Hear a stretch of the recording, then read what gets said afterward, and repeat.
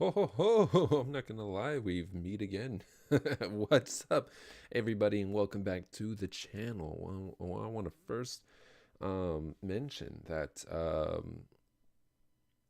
this is long overdue, right? Because I've got maybe like two Cyber Dragon deck profiles already on the channel, but they're outdated. So I've only thought that it's entirely appropriate that I release the updated version of my deck, primarily because a couple of ban lists later and a couple of new sets later, you'd think that the deck would have changed by now. And I think in one of the old builds, Topologic Gumblar Dragon was still a part of was still a thing, but we're here to correct that essentially. So without further ado, let's just jump right into this, okay? And I've got a very interesting setup at the moment, so I'm sorry if cards aren't going out there to your guys' liking. I'll do my best to kind of keep that controlled. Anyways, three Cyber Dragons. It is a Cyber Dragon ABC build, so three Cyber Dragons. He's your main monster. He's your boss monster. He's not really the boss monster, but he's the main monster. Three core. He's your search. He searches out any cyber spell or trap, and he also special summons Cyber Dragon monsters from the deck as long as you control the monsters and your opponent does not. This is a great way to essentially bait out any like probable or annoying hand traps. We all know how those pesky hand traps can be, right? We have three Hertz. He's a great addition to the Cyber Dragon archetype as a whole. But you guys don't need to hear me tell you guys that. You guys are fully aware, especially if you're Cyber Dragon fans. You guys are fully like in the loo about Cyber Dragon Hertz. For those of you guys who do not know, he basically searches out Cyber Dragon from either deck or grave only when he is sent to the grave. So he combos great with my two Galaxy Soldiers. I run two mainly because you only realistically need two. I know like in old builds you ran three. The thing is that like you only realistically need two. One searches out the other, and it's a hard once per turn search type ordeal. And when you get to that third one, it's just it does. You like literally any other card in the deck would be much more of a sight for sore eyes than that third Galaxy Soldier. So on top of that, I don't want to see this card in my hand anytime soon. I'd rather search it out using Repair Plant. So that's the ordeal. Kind of limit the chances of this card ending up in my hand, and at the same time still using it to its full potential. The A, B, C, all two of each. This is a Cyber Dragon ABC build after all, and you can't have the ABC build without the ABC pieces. Let me move these out of the way. We have two guitars, one mic. Guitar gets you your mic. Mic gets you an extra normal. Mic is a level 5 machine. Is an instant infinity as long as you have like Galaxy Soldier or the other Cyber Dragon out on the field. And it's like one of those interesting and great adds. I think it's one of the best mechanics for any machine deck per se, especially with decks that can easily search guitar out. Unfortunately, I no longer have the build that focuses on searching guitar out. So if it's it became a scenario where if I draw it, great. If I don't, that's fine. I don't realistically need it. So there's that. Onto the hand traps. The one Droll and Lockbird, my three Ash Blossoms. Yes, it's the ugly Ash Blossoms. It's the common versions. Um, the hand traps are always interchangeable. For me personally, I always focus on kind of like out comboing the bajillion negates in the game. But I'd imagine that this is essentially the type of ordeal that people are probably going to roll with. But like Ash Blossoms at the least, Droll and Lockbird has always been helpful for me personally. But the Ash Blossoms, they're always kind of the interchangeable type of card. I usually tag them out for a call by the grave per se. So that's at your own discretion. Choose to do what you wish with that. On to the spells. My 5 Union Hanger. Now I'm just being silly. But 3 Union Hangers, 2 Terraformings as a part of the ABC package. It's relatively self-explanatory.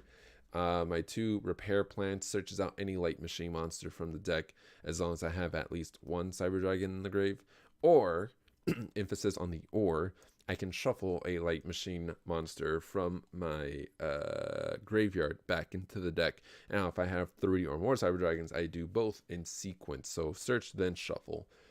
The card that gets me the Galaxy Soldier. And because we are, oops, I bumped the mic, I'm totally sorry. And because we are playing Cyber Dragons, you're playing Machine Dupe. I would run 3, but the thing is that if you, I just don't have that great of a luck with Machine Dupe, especially when I'm running it at 3, because I would draw like 2 Machine Dupes and like no core, no hurts, or no way of getting to them. So that and 2 Machine Dupes actually works really, really good for me, at least for me personally. It's like one of those things where it's a nice option to have type of ordeal. Now, for my million of one ofs, one emergency. Now, before people start cooking at me and thinking, why are you running one emergency? This card is obviously a 2 or a 3 of. I only have one. I only own one. That's one. That's not even partially. It's mainly the reason why I only run one. But even then, having only one doesn't really hinder the deck. It's not like a huge problem per se. I can live with one. Having the one helps the deck out per se. Um, it's more so of like a later option. It's not really like a hand opener type option, at least for this type of build, or at least in my own experience. Raigeki, because you know, why not? 1 for 1. It's my one-way ticket to Hertz. The extra spice that I'm trying out with this deck. Now, if you guys seen my previous Cyber Dragon builds, I don't really run the fusion based ordeal. So trying this out, like with this new build that I've got going on, it's actually pretty spicy, and I you know, I personally like it. It gets me to Rampage Dragon, which kind of creates extensions, and it's also another alternative win condition. My 2 Monster Reborns, one's a more generic Monster Reborn than the other. This one's the Cyber Dragon Monster Reborn, but who doesn't like Monster Reborns, right?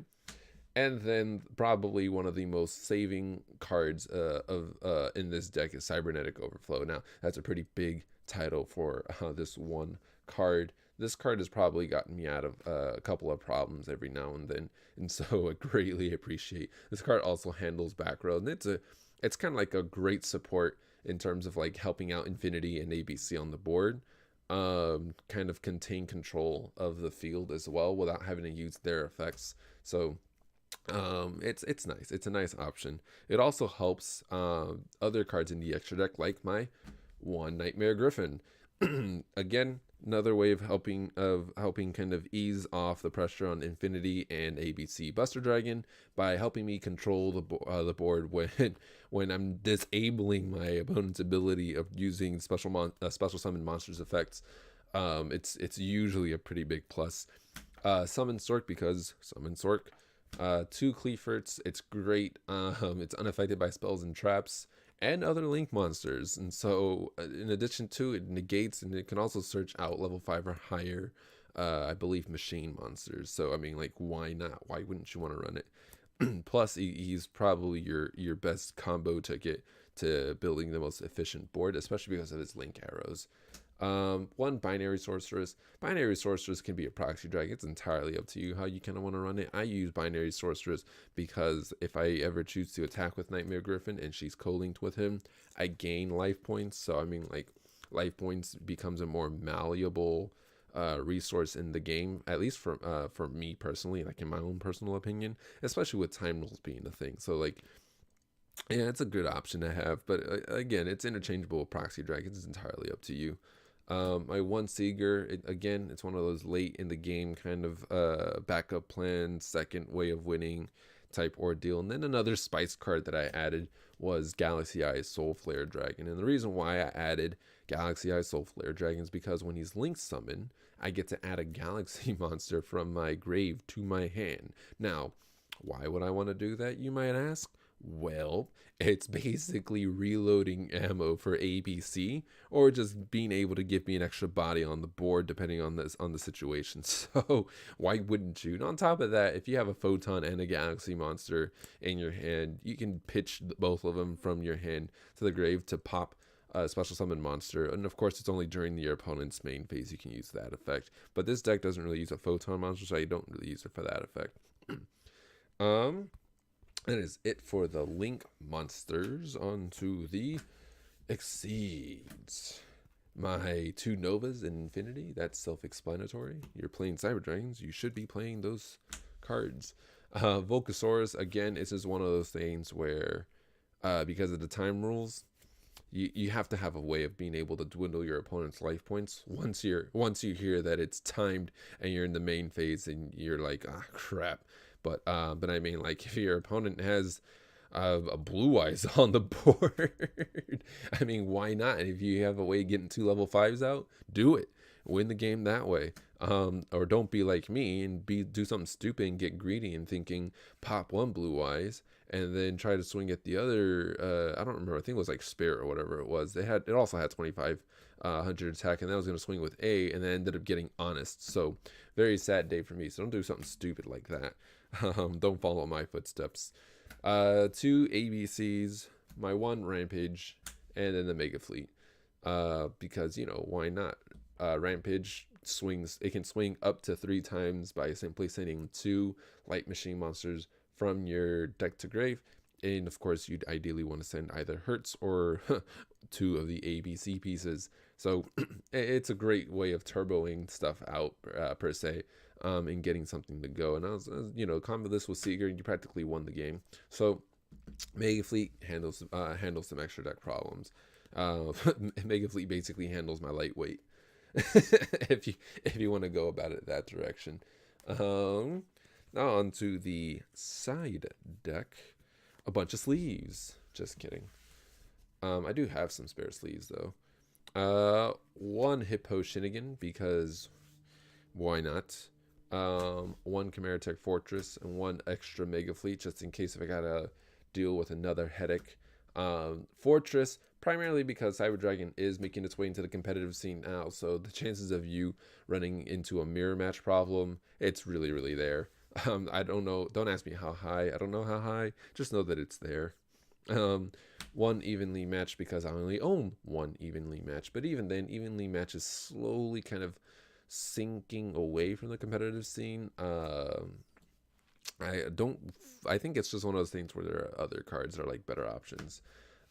Goes in match, the main deck is comprised of lights, and usually the board that you end on, including the extra deck, is a bunch of lights. So I mean, anything to disrupt your opponent, just know when to play it right.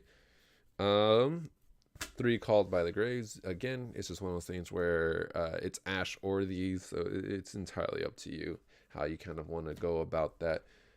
1 Twin Twister, 1 extra machine dupe, I should say, and 1 Monster Reborn. Now, you guys obviously get why the 1 Twin Twister, despite the fact that this deck already has kind of like enough ways of handling some smaller problems.